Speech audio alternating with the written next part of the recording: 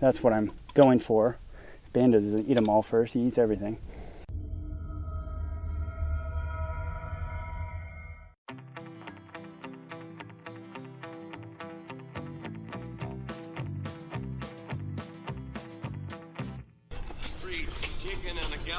Mud and the blood and the beer. All right, gotta stop that. Hate to get in trouble, you know. Hey there, Mission Control. Glad you could join us today. I am going to be sharing with you a project today that well, it's a beautiful day to be out here and be working. Saturday, I'm going to be stopping working here pretty quickly. I want to get this done and then just go chill because I've had a hard week. Here's what we need to do. This bed was put in when we first moved in. We built this. And we got some weird ground cover stuff that's just horrible.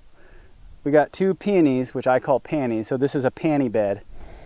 And 2 roses, which I love. Some weird tree.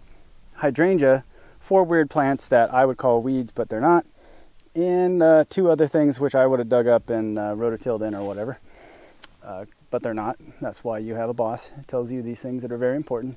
So what my job here is today, we're going to get this all cleaned up, and I've got to get it ready because we're going to turn this into a food growing bed.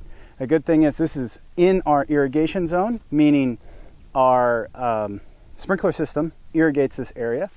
So I don't have to do any work there for irrigation. I don't have to run drip or anything like that. At least I don't plan to. I might. We'll see how it all goes, but I shouldn't have to. Hey there, Bandit. So all I really got to do is get all this stuff moved out of here. And I'm going to leave, there's some thyme here that's going to stay, and that weird tree is going to stay. But the roses, the panties, yes, they're called peonies, I know, but I call them panties. And there's a story there. And hydrangea, all that stuff's got to go. So let's turn the music on and get to work.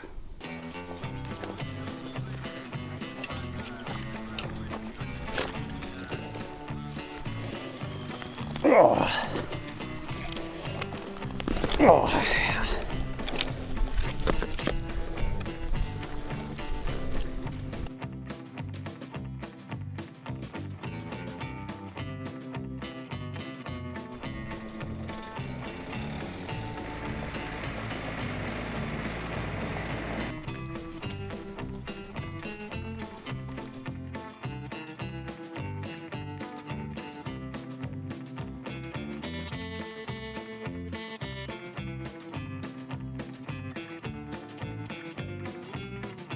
All right, we're to the roses now. So I remember, and doing this, it makes me remember when I was a lot younger. Mom, I'm talking to you, pay attention. But when we were younger, my mom, her whole family has beautiful yards. They've always had beautiful yards. And they all know how to garden, and it's just amazing. And my mom planted this huge yard when we moved into this house. I know you regret it now, but at the time you were super excited about it. And boy, oh boy, we would go to school, and my mom would go to work. We'd come home, and man, she'd be out there working until like 9 o'clock at night in the yard. And she'd, of course, recruit us. And by recruit, I mean told us to get out there and help her, which is the right thing to do. And way better than being inside on the phone nowadays. And so we'd go out there, and she would dig up everything. She knew how to do all that. And then we had to carry it and move dirt and all that. So this is reminding me of that, and it's a very happy memory. So Mom, I love you. And now I'm going to move in this rose. And I do love roses. I think this is like a climbing rose. I like the big long stem roses. I think they're called tea roses. Anyway, I'll tell you a story here coming up. Let's get this guy out of the ground. Yeah.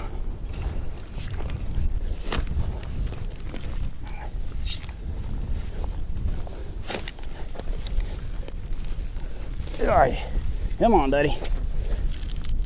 Oh, yeah. All right, gotcha. So welcome to our rose garden. The rose garden. It's not a white house, it's a gray house, but this is our rose garden. The story I wanted to tell you is about this rose here. Now, all the roses have names. I named them. This is Super Rose. That is Anniversary Rose. That's, I can't remember its name, rose. Then Big Mama, and I forget the last one too. When they have colors on, I remember their names better, but this one I know for a fact. This is called Super Rose because it's the first rose I ever bought. And when I bought it, it came in a bag, right? A long bag. I bought it like $9.99 at the store. And I was renting a house at the time, but I really wanted a rose. And I was like, I shouldn't plant it. You know, I bought it. I was like, I'll plant it. But I didn't plant it. It stayed in that bag. I never watered it. It sat outside in the scorching sun. And then it went through a winter. And then I bought this place the year before we got married. And I was like, well, we got to move it, and I don't want to throw it away. So let's take it up to here, bring it up here, and plant it. So this is the first rose we planted here, and it is phenomenal. It grew. It was alive. It looked dead when we put it in the ground. Everything was kind of dry, but it sprung back to life. It's made it through, what, 9 winters now? 9 winters here, which is crazy. It has the most awesome red long stem roses, and they are so fragrant.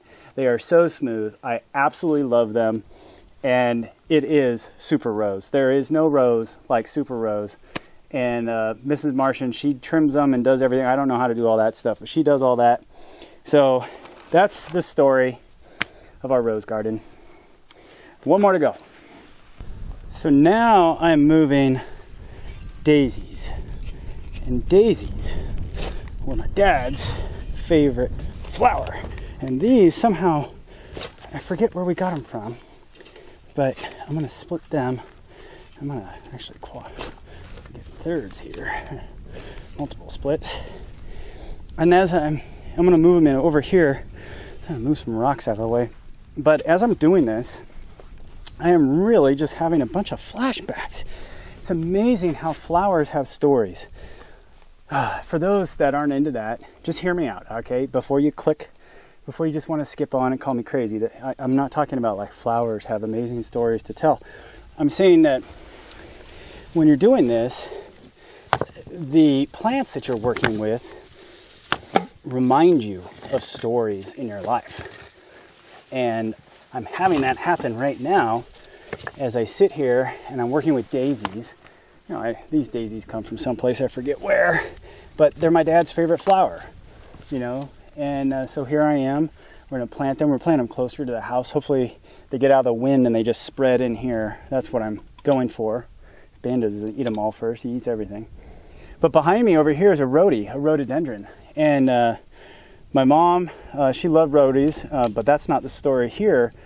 Kind of my other mom when I was growing up, Sandy, she is like my godmother, and she had the most gorgeous rhododendrons along her house. And so we have one here. They're not Mrs. Martian's favorite flower, but I love them, and the story behind it and how it reminds me of Sandy, and every time I see it, it reminds me of her.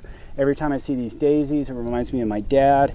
You really are building a home when you put flowers in like this. Now, you don't want to get too crazy with flowers. As I alluded to earlier, I remember my mom getting a little upset when our yard got a little too big for what she really wanted. So there's definitely a limit to what you want to do here. At this point, we're kind of moving stuff around, not so much putting things in. I think we've reached our maximum flower capacity. We could do some more stuff here, but I think we're at max capacity from the flowers. We do have some other plans I want to share with you as far as edibles go and herbs, as well as some insect repellent plants. Believe it or not, mint. Mint is a big part of that. So I gotta go get some soil, move some more rocks, but get these daisies in and make them happy in their new home.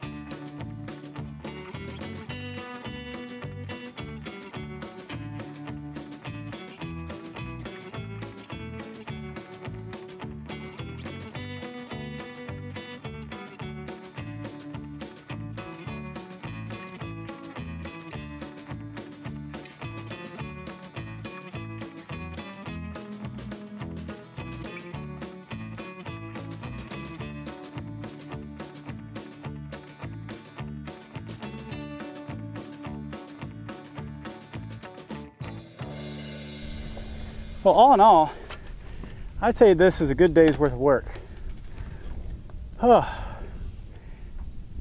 spent half the day working over the neighbor's house and the other half here, and we got all the potatoes in the ground. Between the neighbor and us, potatoes are now all officially planted. So we got that row back there, plus we got a whole grow bed in our garden dedicated to potatoes, and I'm excited for that because last year we got a really good harvest of potatoes and we only planted one grow bed, and now we've got potatoes everywhere. We're gonna have potatoes coming out our ears, man.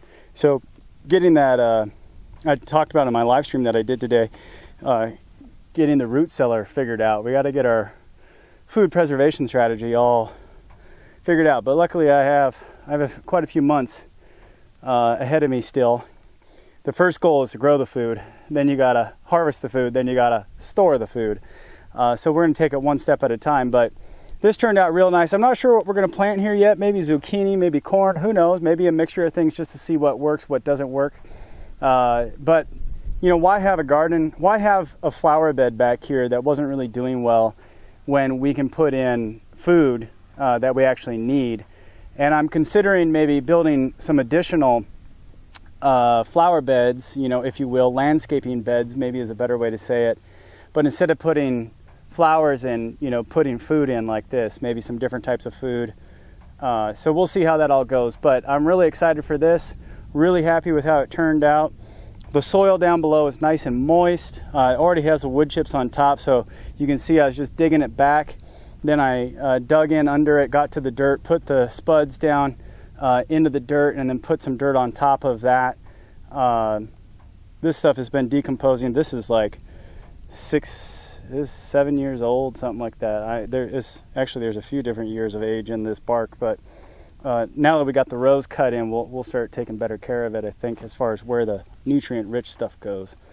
And just moving the organic matter up here from the compost piles is going to be pretty easy. We got the 50-50 mix here from the store. That's what I'm throwing in it this year. We'll see though. See how it goes. So hey, thanks for following along. I hope you enjoyed this video. Maybe it gave you some ideas for your place. No point in having pretty flowers if what the world needs is food.